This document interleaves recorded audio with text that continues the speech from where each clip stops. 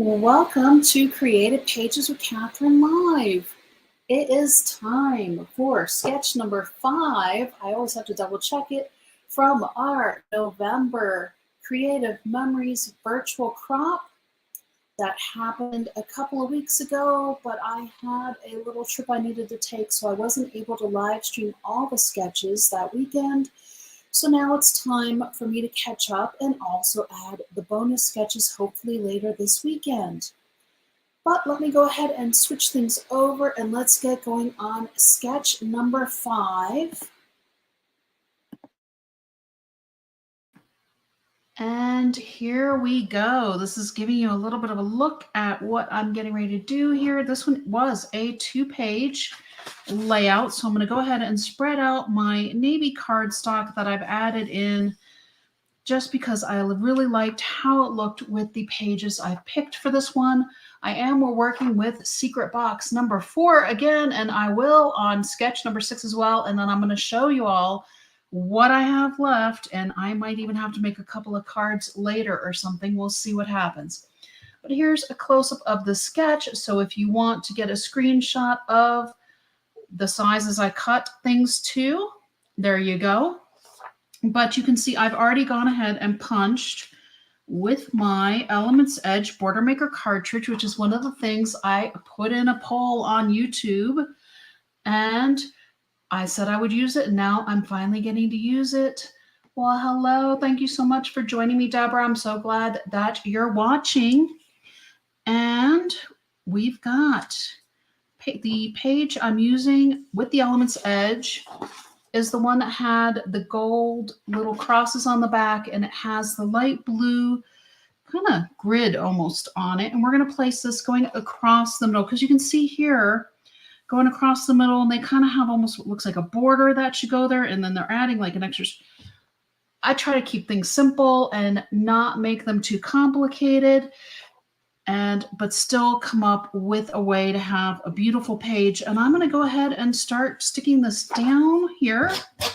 This is a little bit larger than what I usually put down on a page. So let me make sure I get enough here. And I'm going to flip this one over and do the same thing on the other side.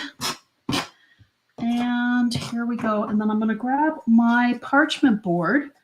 I can get it here. I had to move it off my table because of having the double page layout to work on this time. And nothing's cooperating all of a sudden, but that's okay. We'll work it out when it's time to put these things down. But I want to get a little bit of the repositionable tape on the top here and bottom. Oh, my tape runner, I think, might have just run out. Let me see. Almost. For some reason, well, yep, of course. So real quick here, when you need to change out your tape runner, you just plop it back on, and there you go. It's already changed.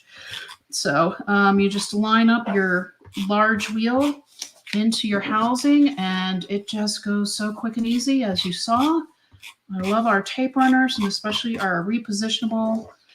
Makes it so easy to just use with the parchment. Let me get this one centered over here first. Here we go. Let's give us a little bit of space on both sides at the top and the bottom. You can pull out your 0 centering ruler, and you can pull out your 13 by 13 mat if you really want to when you're doing this. I can see I've got about 1.5 inches at the top and the bottom. I guess because I've gotten so used to reading these sketches or something, I feel like I've gotten pretty good at just looking at these things. Glad I put just that little bit of repositionable tape on to hold those down.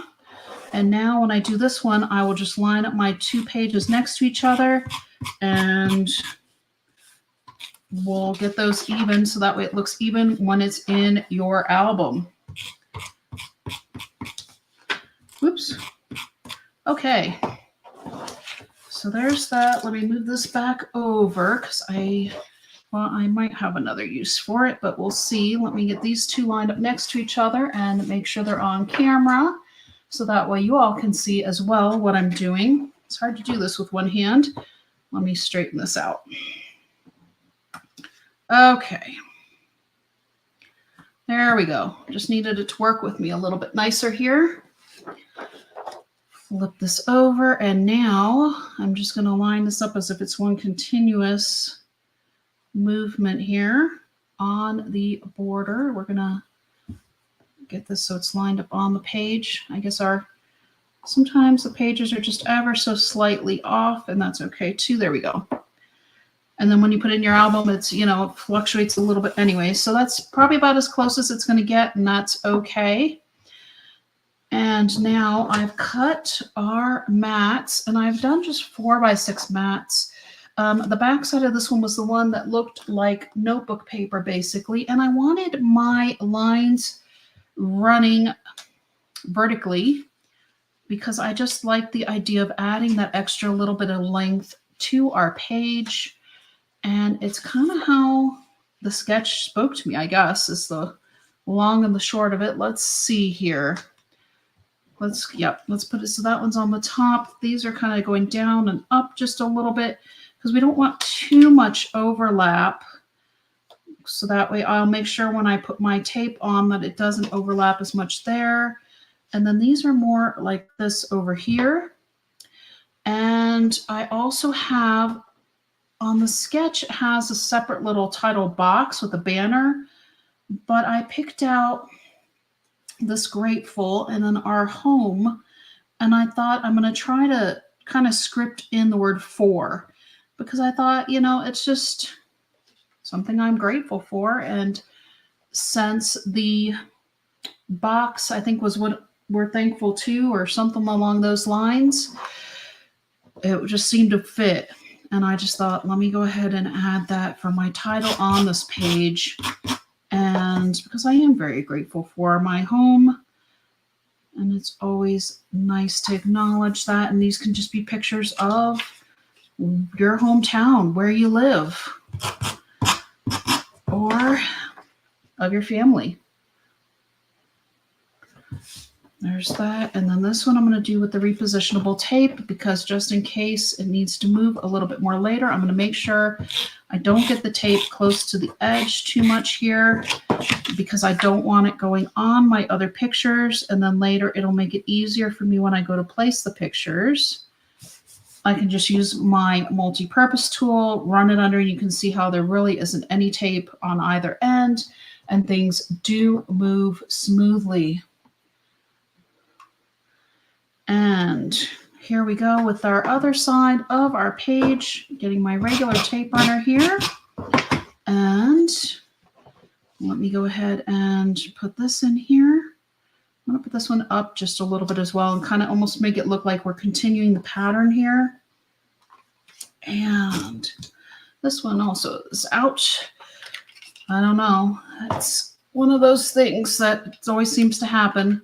And I don't know how they both wound up at the same time, maybe because I've been using them both so much interchangeably here.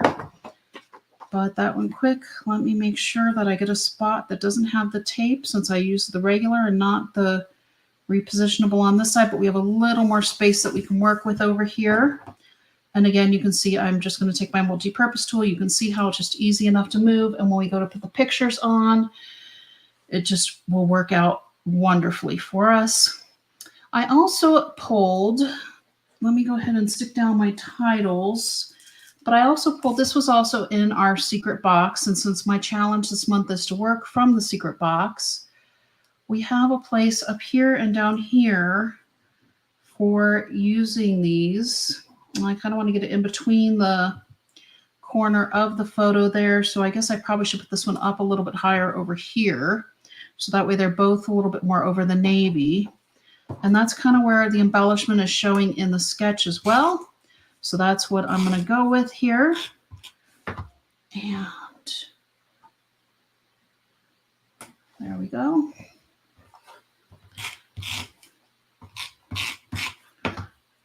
And let's see.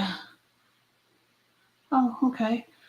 Deborah has an idea to use a clear cutting mat from the dollar store instead of using the parchment board when you're using your adhesive, so things don't stick to it. And yeah, give it a try. For me, I just used electrical tape and a sturdy piece of cardstock along with parchment paper. And when this really kind of wears through, then I'll just replace it and no extra cost because I still have the roll, the original roll I bought, even though I have made some for some of the ladies who have come to my in-person events as well. And here we go. So this is our home down here. And then I've also done a little more punching, and I'm going to show you all because I kind of wasn't exactly sure how this was going to work. But one of my things also is to try to use up scraps. And it made me really miss doing my mashup that I was doing, the project recipe mashup. And I may just do some of the older project recipes coming up. But I really just miss being able to show you guys how to use scraps so much. But I have my extra mat, the 6th mat that I punched. And what I did was I took the embossed blossoms punch that also came in the secret box, and I took a strip of the gray cardstock that I'd had left over from cutting the mats from one of the earlier layouts, and I punched whatever it let me punch. I think it's 6. And then I had a little extra bit of vellum left over as well, and I punched the vellum also. And I think what I'm going to try to do with this little piece here, because on the sketch it kind of shows, and these usually all of them have flowers because that's kind of where your embellishment goes, but I'm taking it literal this time. We're actually going to do the one with the vellum. I'm going to layer on one of them, and we're going to have, I think, 3 by each end of our layout here. So let me see how this works, and then I do want to try it. This is, this is kind of what I do. Let's experiment while we're live and see how this turns out. But it usually works out well enough, and I figure most of the time I do try to pre-plan some of it, but you don't really know until you're actually live putting it together how it's actually going to finally turn out. So actually this one I think I'm going to tuck under because it's a little bit cut off anyways. Let me grab my multi-purpose tool and see if I can mark this thing up. Goodness, the repositionable tape does get a little bit stronger as it sits, so that really was already getting stronger there, and so you won't see as much of that flower, but since I cut off part of it, it won't really matter as much anyways. And then, I just have 5 of them. Well, 3 in the bottom and 2 on the top then, and that's okay too. We might add an extra, actually we might just leave 1 up here and 3 down here, because usually it is the odd numbers kind of seem to work for things. So, and here we go. Let's go ahead and add this one on here. Let me see if I can actually match it up. I didn't realize that this flower had so much detail in it until now. I'm trying to match it up on here, and I can see that there's different petal shapes. So here we go. Here it is. Okay, I think I found it. So there, we've got our vellum on top, although I wonder if I should have angled that a little bit now that I lined it up, but we're just going to line it up, and maybe it'll give it that little bit of extra 3D look to it as well. Okay, where's that extra petal again? Here we go. Now that I know what I'm looking for, it's a little bit easier the second time around. There's that. And then I have a couple of these little leaf shapes also that I punched as well, or it comes off the punch anyways because it has the flower and the leaf as well. And here we go. We'll go ahead and add this over here. And I do have a couple off with the vellum as well, but I don't think I'm going to add the vellum to the leaf shapes as much. I don't think I don't know if I want to add any down here. No, I don't think it's going to look right over there. Okay, so we got the 3 pieces up here and 3 down here. Maybe we will put 1. Why not? Like I said, let's make it. There we go. Okay. So using up some of our scraps. So now I still do have this little bit left over, and I will find a use for it coming up. And then I want to attempt to, I'm not sure how this is going to work out for me. Actually, I should use the long end, the wider end of my journaling pen here to go ahead and add the 4 on here.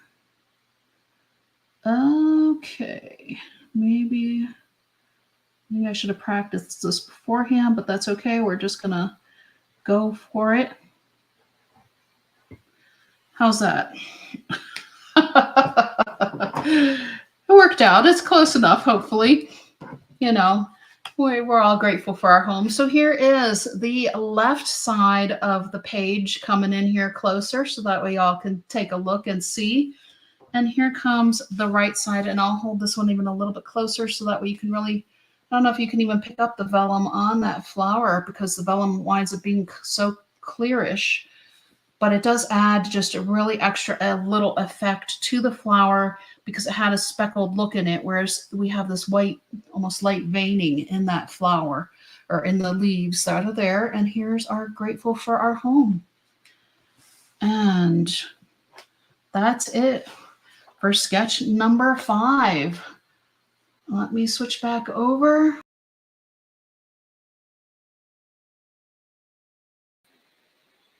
And there we go.